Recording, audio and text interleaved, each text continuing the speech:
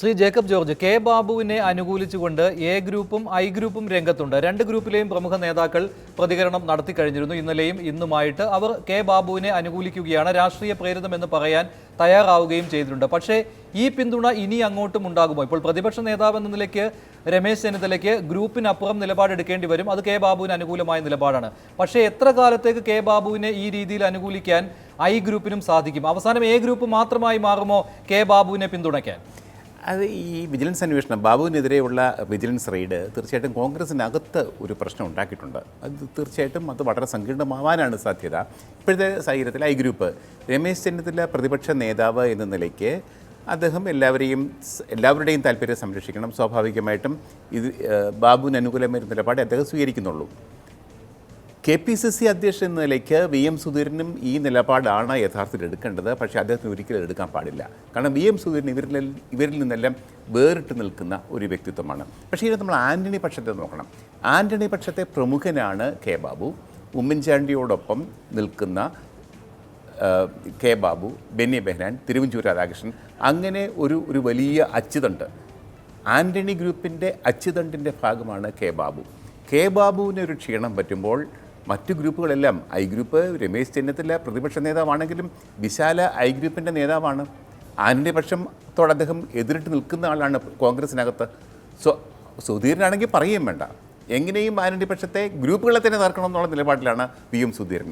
സ്വാഭാവികമായിട്ടും ബാബു ഒരു പ്രശ്നം നേരിടുമ്പോൾ അത് ആൻ്റണി പക്ഷത്തിൻ്റെ പ്രശ്നമാകുമ്പോൾ മറ്റു ഗ്രൂപ്പുകൾ അതിന് സ്വാഭാവികമായിട്ടും പൂർണ്ണ മനസ്സോടെയും പൂർണ്ണ ആത്മാവോടുകൂടിയും അതിന് പിന്തുണ നൽകാൻ ബാബുവിന് പിന്തുണ നൽകാൻ സാധ്യത വളരെ കുറവാണ്. അതായത് ഒടുവിൽ എ ഗ്രൂപ്പ് മാത്രമായി മാറും കെ ബാബുവിന് പിന്തുണയുമായി വരുന്നത്. അല്ല, ഉമ്മൻചാണ്ടി അവസാനം വരെ നിൽക്കും. കാരണം ഉമ്മൻചാണ്ടി അന്നും ബാബുവിനോടൊപ്പം നിന്നു, ഇന്നും എന്നും ബാബുവിനോടൊപ്പം തന്നെ നിൽക്കും. ഉമ്മൻചാണ്ടിക്ക് യാതൊരു മാറ്റവും ഉണ്ടാവില്ല. ഒരു കാര്യം കൂടി പറയട്ടെ, ഇപ്പോൾ ഇന്നലെ കൂടുതൽ നേതാക്കൾ പ്രതികരണത്തിന് തയ്യാറായിരുന്നു കെ ബാബുവിൻ്റെ കാര്യത്തിൽ. പക്ഷേ ഇന്ന് പ്രതികരിക്കാൻ എത്തുന്ന നേതാക്കളുടെ എണ്ണം കുറഞ്ഞിട്ടുണ്ട്. അത് വസ്തുതയല്ലേ? അതാണ് മഞ്ജുഷ്, കോൺഗ്രസ്സുകാരൊക്കെ അടക്കം പറയുന്നത് ബാബുവിൻ്റെ കേസ് അത് ബാബു ഫൈറ്റ് ചെയ്ത് തീർക്കട്ടെ എന്നുള്ളത്. ബാബുവിന് സ്വാഭാവികമായിട്ടും ഇപ്പം FIR പറയുന്ന കാര്യങ്ങളിൽ ലൂപ്പ് ഹോൾസ് ഉണ്ട്, വീഴ്ചയുണ്ടെന്ന് പറയുന്നു. അത് ബാബുവിന് ഹൈക്കോടതിയിൽ പോകാവുന്നതാണ്. കാര്യങ്ങൾ നേരത്തെ തന്നെ മന്ത്രിയായിരുന്നപ്പോൾ അദ്ദേഹം ഹൈക്കോടതിയുടെ ഒരു സ്റ്റേ ഉത്തരവിൻ്റെ പേരിലാണല്ലോ വീണ്ടും മന്ത്രിയായത് രാജിവെച്ച ശേഷം. അതേപോലെ വീണ്ടും തിരിച്ചു വരാം. പക്ഷേ അങ്ങേപ്പുറത്തുള്ളത് ഇടതുമുന്നണിയോ CPM അല്ല എന്ന് ഓർക്കണം, ജേക്കബ് തോമസ് ആണ്. ജേക്കബ് തോമസ് അങ്ങനെ വെറുതെ ഒന്നും കയറിയിട്ട് റെയ്ഡ് നടത്തുമെന്ന് എനിക്ക് കണക്കൂട്ടില്ല. ജേക്കബ് ജോർജ്, ഈ ബാബുവിനെതിരെ അന്ന് FIR-ഉമായി ബന്ധപ്പെട്ട നമ്മുടെ പ്രിലിമിനറി എൻക്വയറിയും രാജിയും വന്ന ഘട്ടത്തിലും ശ്രീ ബാബുവിന് വേണ്ടി സംസാരിക്കാൻ ആന്റണി ഗ്രൂപ്പ് അല്ലാതെ ഒരു നേതാവും ഒരു വക്താവും വന്നിരുന്നില്ല എന്നുള്ളത് ശ്രദ്ധേയമാണ്. പക്ഷേ ഐ ഗ്രൂപ്പിന്റെ സഹായം ഉണ്ടായിരുന്നു. അന്ന് ആഭ്യന്തരമന്ത്രിയായ രമേശ് ചെന്നിത്തലയുടെ സഹായം. അന്ന് ചാനലുകളിൽ ഒന്നും തന്നെ ആ വിഷയത്തിൽ നമ്മളൊക്കെ ശ്രദ്ധിച്ചാണ്. അന്ന് ഐ ഗ്രൂപ്പിന്റെ ഒരു വക്താവ് പോലും അന്ന് ഈ വിഷയത്തിൽ സംസാരിക്കാൻ വന്നില്ല. അപ്പോൾ ഇപ്പോൾ ജേക്കബ് തോമസ് അങ്ങപ്പുറത്ത് നിൽക്കുമ്പോൾ ജേക്കബ് തോമസ് അങ്ങനെ വെറുതെ കയറി ഒരു റെയ്ഡ് നടത്തിക്കളയാം എന്ന് വിചാരിക്കുന്ന ഒരു ഉദ്യോഗസ്ഥനല്ല. അദ്ദേഹം ശരിക്കും വ്യക്തമായും ഗൃഹപാഠം പഠിച്ചിട്ട് തന്നെയാണ് ഈ റെയ്ഡ് നടത്താൻ ഉദ്യോഗസ്ഥന്മാരെ പറഞ്ഞു വിട്ടത്. അതിനെതിരെ ബാബുവിന് സ്വന്തം തെളിവുകൾ എത്ര കണ്ട് മുന്നോട്ട് വയ്ക്കാനാവും, സ്വയം രക്ഷിക്കാൻ എന്തുമാത്രം കാര്യങ്ങൾ മുന്നോട്ട് വയ്ക്കാനാവും. തീർച്ചയായിട്ടും കടുത്ത ഒരു മത്സരമാണ് ബാബുവിനെ ചുറ്റിപ്പറ്റി നടക്കാൻ പോകുന്നത്. അതായത് പാർട്ടിയുടെ പൂർണ്ണമായ പിന്തുണ ബാബുവിന് ഉണ്ടാകാൻ സാധ്യതയില്ല. ശ്രീ സതീശൻ പാച്ചേനി, കൃത്യമായ നിരീക്ഷണമല്ലേ ശ്രീ ജേക്കബ് ജോർജ് നടത്തിയിരിക്കുന്നത്? ബാബുവിന്റെ കാര്യം അല്ലെങ്കിൽ എ ഗ്രൂപ്പിന് ബാബുവിനെ സംരക്ഷിക്കാം, ഇതിനപ്പുറം പാർട്ടിയിൽ നിന്നും കെ ബാബുവിന് ഒന്നും പ്രതീക്ഷിക്കേണ്ടതില്ലല്ലോ എന്ന്. അല്ല, ഇത്തരം കേസുകളും നിയമപ്രശ്നങ്ങളും വരുമ്പോ പാർട്ടിയുടെ സപ്പോർട്ട് എന്നതിനപ്പുറത്ത് നിയമപരമായിട്ട് തന്നെ അതിനെ നേരിടുകയെന്നുള്ളതാണ്. ഇവിടെ CPM-ന്റെയും ഈ ഗവൺമെന്റിന്റെയും ആവശ്യം അഴിമതിയുടെ വലിയൊരു പുകമറ സൃഷ്ടിച്ചുകൊണ്ട് തന്നെയാണല്ലോ അവർ അധികാരത്തിൽ വന്നതും തെരഞ്ഞെടുപ്പിൽ നേരിട്ടതും. സ്വാഭാവികമായിട്ടും ഇടവേളകളിൽ കഴിഞ്ഞ ഗവൺമെന്റിലെ മന്ത്രിമാരെ, നേതാക്കന്മാരെ ഇതുപോലെ ആരോപണത്തിന്റെ പുകമറയിൽ തൽക്കാലത്തേക്ക് നിർത്തുക എന്നുള്ളത് അവരുടെ ഒരു ഗൂഢമായ പദ്ധതി തന്നെയാണ്. അല്ലെങ്കിൽ ഒരു വീട്ടിൽ 22 പവനും 1.5 ലക്ഷം രൂപയാണ് പിടിച്ചെടുത്തു എന്നൊക്കെ പറഞ്ഞൊരു വാർത്ത വരുമ്പോൾ എത്രത്തോളം അതിനകത്തൊരു സാമാന്യ ബുദ്ധിയുള്ള ആളുകൾ 22 പവനും ഇന്നിപ്പോ ഒരു സാധാരണ പാവപ്പെട്ട വീട്ടിലൊരു പെൺകുട്ടിയെ കല്യാണം കഴിച്ചയക്കുമ്പോൾ എങ്ങനെയെങ്കിലും കഷ്ടപ്പെട്ട് ഒരു 15-20 പവൻ കൊടുക്കുന്ന ഒരു കാലമാണ്. അപ്പൊ 22 പവനും 1.5 ലക്ഷം രൂപയും പിടിച്ചെടുത്തു എന്നുള്ളതാണ് വിജിലൻസ് കണ്ടെത്തിയ ഏറ്റവും പ്രധാന കാര്യം. മറ്റു പറഞ്ഞ 3 കാര്യങ്ങളും കളവാണ് എന്ന് തെളിയിക്കാൻ ശ്രീ കെ ബാബുവിന് സാധിക്കും. അതുകൊണ്ട് ഇവിടെ ശ്രീ ജേക്കബ് ജോർജ് പറയുന്നത് പോലെ ഇവിടെ അങ്ങനെ ഈ ആന്റണി ഗ്രൂപ്പ്, ഐ ഗ്രൂപ്പ് എന്നൊക്കെ പറഞ്ഞ് നിങ്ങൾ ചർച്ചയിലൂടെ കൊണ്ടുവരുന്ന കാര്യങ്ങളൊന്നും ഇവിടെ സംഭവിക്കാൻ പോകുന്നില്ല. കോൺഗ്രസ് നേതാക്കന്മാർ ഏറെക്കുറെ ഒറ്റക്കെട്ടായി മുന്നോട്ട് പോകുന്ന ഒരു സാഹചര്യം തന്നെയാണ് വരുന്നത്. ഇതുപോലെ ഇന്നത്തെ ഭരണപക്ഷം ആസൂത്രിതമായി മുൻ ഭരണപക്ഷത്തെ കോൺഗ്രസിന്റെ മറ്റു നേതാക്കന്മാരൊക്കെ പ്രതിക്കൂട്ടിൽ കുരുക്കുവാൻ വേണ്ടിയിട്ടുള്ള ആസൂത്രിതമായ നീക്കമാണെന്ന് തിരിച്ചറിയാൻ ഇന്ന് കോൺഗ്രസ് നേതാക്കന്മാർക്കെല്ലാം കഴിയുന്നുണ്ട്. അതിനെ സമർത്ഥമായിട്ടും നിയമപരമായിട്ടും രാഷ്ട്രീയമായിട്ടും ഒക്കെ നേരിടാൻ കഴിയും. അങ്ങനെയൊന്നും ആരെയും ഒറ്റപ്പെടുത്താനൊന്നും കഴിയില്ല. പാച്ചേനി ഞാൻ ഒന്ന് പറയട്ടെ മഞ്ജുഷ, പാച്ചേനി അങ്ങനെ ഒരു പ്രചരണം കാണുന്നില്ലല്ലോ. ഇത് രാഷ്ട്രീയ വൈരാഗ്യം കൊണ്ട് ഇടതുപക്ഷ ഗവൺമെന്റ് കാണുക UDF നേതാക്കളെ ഒന്നൊന്നായിട്ട് വേട്ടയാടുകയാണ് എന്ന് പറയേണ്ടത് ആരാ പാച്ചേനി? അതിന് മുന്നിൽ നിൽക്കേണ്ടത് KPCC അധ്യക്ഷനല്ലേ? അങ്ങനെ ഒരു പ്രചാരണം നടക്കുന്നില്ലല്ലോ. ഈ ഗവൺമെന്റിനെ കുറിച്ചുള്ള പ്രതീക്ഷകൾ ജനങ്ങൾ കൈവിട്ടു. അതൊരു സത്യമാണ്. ഉദ്ദേശിച്ച രൂപത്തിൽ ചുവട് വെക്കാൻ കഴിഞ്ഞിട്ടില്ല. ഒന്നിപ്പോ ശ്രീ ജേക്കബ് ജോർജ് പറഞ്ഞല്ലോ, ജേക്കബ് തോമസ് എന്ന് പറയുന്ന വിജിലൻസ് ഡയറക്ടർ അങ്ങനെ പഠിച്ച് വളരെ ബുദ്ധിപരമായിട്ട് ചെയ്യുള്ളൂ. ഈ അടുത്ത ദിവസമാണ് കോഴിക്കോട് കൺസ്യൂമർ ഫെഡിൽ ആന്ധ്ര അരി എന്ന് ടെൻഡർ ചെയ്തിട്ട് തമിഴ്നാട് അരി വില കുറഞ്ഞ് തമിഴ്നാട് അരി കൊണ്ടു വിജിലൻസ് റെയ്ഡ് ചെയ്തു. പക്ഷെ തൊണ്ടി പിടിച്ചില്ല. അപ്പൊ വിളി വന്നു. അങ്ങനെ വലിയ വിശുദ്ധനായിട്ടുള്ള അഴിമതിക്കെതിരെ ശക്തമായ നിലപാടെടുക്കുന്ന ഒരു ഉദ്യോഗസ്ഥനാണ് ജേക്കബ് തോമസ് എന്ന് ഞാൻ കരുതുന്നില്ല. ഈ ഒറ്റ കേസിൽ തന്നെ എനിക്ക് ബോധ്യമുണ്ട്. പക്ഷേ ഈ വിഷയങ്ങളൊക്കെ നമ്മുടെ വിഷയം അതല്ലല്ലോ ശ്രീ സതീശൻ പാച്ചേനി. ഈ വിഷയങ്ങളൊക്കെ ഉന്നയിക്കേണ്ടത് ആരാണ്? ഈ വിഷയങ്ങളൊക്കെ ഉന്നയിക്കേണ്ടത് ആരാണ്? ഇപ്പോൾ വിജിലൻസിനെതിരെ നിലപാട് സ്വീകരിക്കുവാൻ KPCC പ്രസിഡന്റിന് എന്ത് തടസ്സമാണുള്ളത്?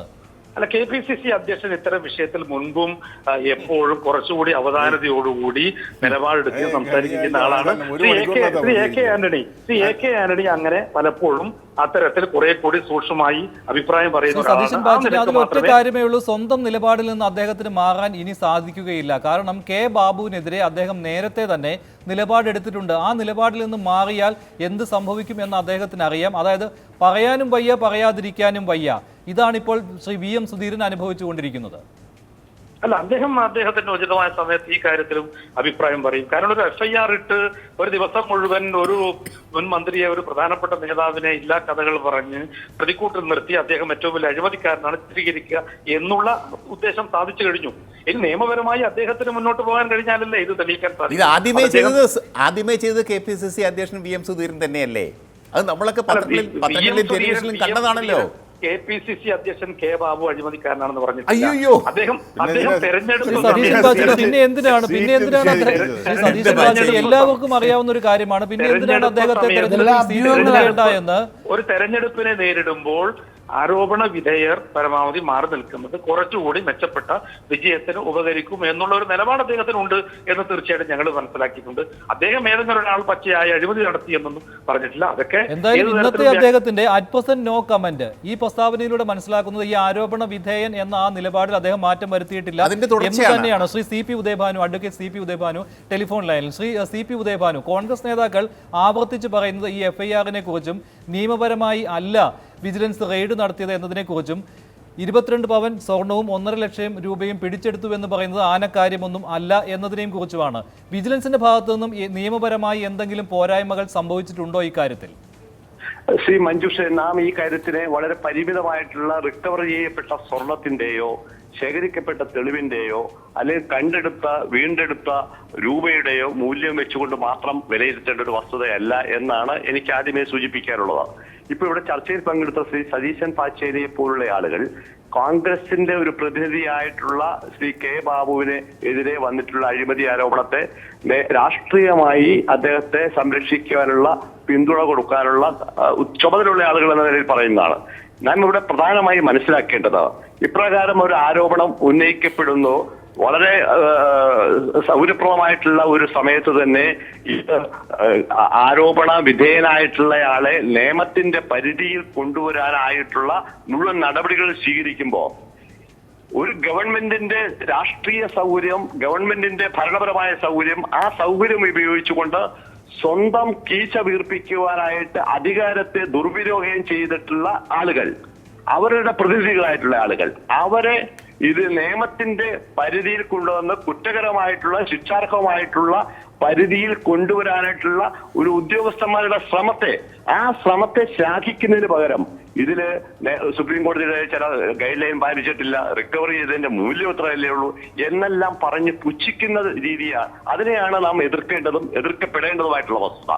ഇവിടെ ശ്രീ കെ ബാബു ചെയ്ത കാര്യം അദ്ദേഹത്തിന് നിരവധിയായിട്ടുള്ള പ്രതിരോധ നിരകൾ ഒരുപക്ഷെ കൊണ്ടുവരാം. ഇന്നലെ സംഭാഷണം അദ്ദേഹം കേട്ടത് തേനിയിലെ ഭൂമിയിൽ ഈ 2009 മുൻപ് തന്നെ വിറ്റിട്ടുണ്ടായിരുന്നു എന്നെല്ലാം. അതെല്ലാം കേസിലെ തെളിവുകളിലും പ്രതിരോധത്തിലും കൊണ്ടുവന്ന് വേണമെങ്കിൽ അദ്ദേഹത്തിന് രക്ഷപ്പെടാനായിട്ടുള്ള സൗകര്യങ്ങൾ അദ്ദേഹം സ്വയം ചെയ്യട്ടെ. പക്ഷെ ഒരു രാഷ്ട്രീയ നേതാവെന്ന നിലയിൽ, ഒരു ഭരണം കൈയാളിയ മന്ത്രി എന്ന നിലയിൽ അദ്ദേഹം അനധികൃതമായിട്ടുള്ള സ്വത്ത് സമ്പാദനം അദ്ദേഹം നേരിട്ടും അല്ലാതെയും നടത്തിയെന്ന ആക്ഷേപം വരുമ്പോൾ പൊതുസമൂഹം വിലയിരുത്തേണ്ടതും പരിശോധിക്കേണ്ടതും യാതൊരു തരത്തിലുള്ള സാമ്പത്തിക സാഹചര്യങ്ങളോ ഭദ്രത ഇല്ലാത്ത കുടുംബ പശ്ചാത്തലത്തിൽ നിന്ന് വരികയും പിന്നീട് ഔദ്യോഗികമായി മന്ത്രി എന്ന പദവി താൻ വഹിച്ചിരുന്ന മറ്റ് ഇതര പദവികൾ, ആ പദവികളെല്ലാം ദുരുപയോഗപ്പെടുത്തിക്കൊണ്ട് സ്വത്ത് സമ്പാദനം നടത്തുന്നു. ബിനാമികളായിട്ടുള്ള നിരവധി പേരിൽ സ്വത്തുക്കൾ വാരിക്കൂട്ടുന്നു. ഇത്തരം കാര്യങ്ങളെ കുറിച്ച് കേസ് രജിസ്റ്റർ ചെയ്ത് അന്വേഷണം നടത്തുന്ന ഉദ്യോഗസ്ഥൻ അത് ചില കാര്യങ്ങൾ തെളിവുകളുടെ രൂപത്തിൽ വീണ്ടെടുക്കുന്നു. ഈ കാര്യത്തിൽ വിറളി കൂടുന്നത് എന്തിനാണ്? തെളിവുകൾ വരട്ടെ. തെളിവുകൾ പക്ഷേ ഇക്കാര്യത്തിൽ advocate C P Udayabhanu, Congress നേതാക്കൾ പറയുന്ന ഒരു പ്രധാനപ്പെട്ട കാര്യം ഈ പറയുന്ന തേനിയിലെ ഭൂമിയെക്കുറിച്ചും കെ ബാബുവിന്റെ മകളുടെ ഭർത്താവിന്റെ വീട്ടുകാരെ കുറിച്ചും ഒക്കെയാണ്. അവർ നേരത്തെ തന്നെ സമ്പന്നരായിരുന്നു. ഒരു ബെൻസുകാരല്ല, പല ബെൻസുകാർ മേടിക്കുവാനുള്ള ഉള്ളവരാണ്. അല്ലാതെ കെ ബാബുവിന്റെ പണം ഉപയോഗിച്ചല്ല അവർ സമ്പന്നരായത് എന്നാണ്. ശ്രീ മഞ്ജുഷ്, ഈ കാര്യത്തിൽ അത് അദ്ദേഹത്തിന്റെ ഒരു പ്രതിരോധത്തിന്റെ ഒരു ഭാഗം മാത്രമാണ്. അത്തരം കാര്യങ്ങൾ കോടതിയിൽ പറയട്ടെ. ഇവിടെ ധാർമ്മികതയാണ് ഈ വിഷയത്തിൽ ചർച്ച ചെയ്യേണ്ടതെന്നാണ് എന്റെ അഭിപ്രായം. കാരണം രാഷ്ട്രീയ നേതൃത്വത്തിൽ വന്ന ഭരണം കൈയാളി സാമ്പത്തികമായിട്ടുള്ള ഭദ്രതയില്ലാത്ത കുടുംബ സാഹചര്യങ്ങളിൽ വരികയും സൗകര്യങ്ങൾ ഉപയോഗിച്ചുകൊണ്ട് സമ്പത്ത് വാരിക്കൂട്ടുകയും ചെയ്ത ഒരു മനുഷ്യനെ നിയമത്തിന്റെ പരിധിയിൽ കൊണ്ടുവരാൻ നിയമത്തിന്റെ ദംഷ്ട്രകൾ ഉപയോഗിച്ച് കേസെടുത്ത സാഹചര്യത്തിൽ ഇത്തരം പ്രതിരോധ നിരകൾ കെട്ടിപ്പടുത്തു കഴിഞ്ഞാൽ അതിനെ അല്ലേ നാം രാഷ്ട്രീയ നേതൃത്വം അപലപിക്കുന്നത്? അത് ആര് ആയിക്കോട്ടെ. അതുകൊണ്ട് തന്നെയാണ് KPCC പ്രസിഡന്റ് ശ്രീ VM സുധീരന്റെ നോ കമന്റ്സ് എന്ന ഒരു പ്രസ്താവനയ്ക്കും പിന്നീടുള്ള മൗനത്തിനും വളരെയധികം അർത്ഥഫലങ്ങളുണ്ടെന്ന് പൊതുസമൂഹം വിശ്വസിക്കുന്നത്. ശരി, ഞാൻ ഇടപെടുകയാണ്. അഡ്വക്കേറ്റ് CP ഉദയഭാനു ഒന്ന് ഇടപെടുകയാണ്. ഒരു ഇടവേളയിലേക്ക് പോവുകയാണ്. ഇടവേളയ്ക്ക് ശേഷം ചർച്ച തുടരും.